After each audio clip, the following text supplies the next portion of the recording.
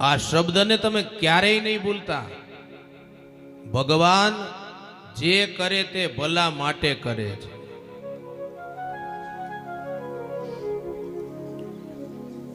રાજાના એક પ્રધાન અને પ્રધાનને આવી ટેવ, કાંઈ પણ થાય ને તો એ પ્રધાન વારંવાર બોલે કે ભગવાન કરે તે ભલા માટે।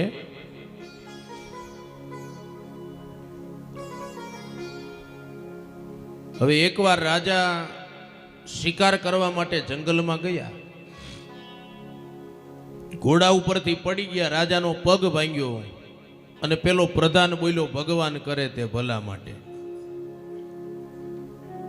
રાજા ખીજાણા કે રાજ્યમાંથી બધા જ વ્યક્તિ ખબર પૂછવા માટે આવે અને તું જેને તેને એમ કે ભગવાન કરે તે ભલા માટે।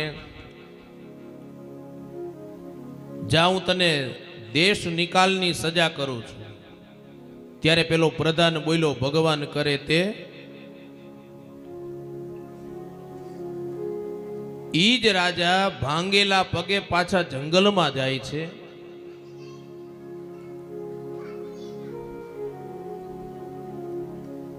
અને ભીલોના રાજા અને એના સૈનિકો બલિ દેવા માટે કોઈ પુરુષને શોધે છે જંગલમાં।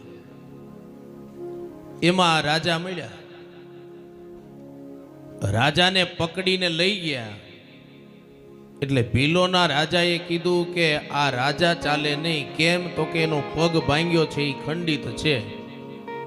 ત્યારે ઓલાને સમજાણું કે ભગવાન કરે તે। પોતાના રાજ્યમાં આવ્યા,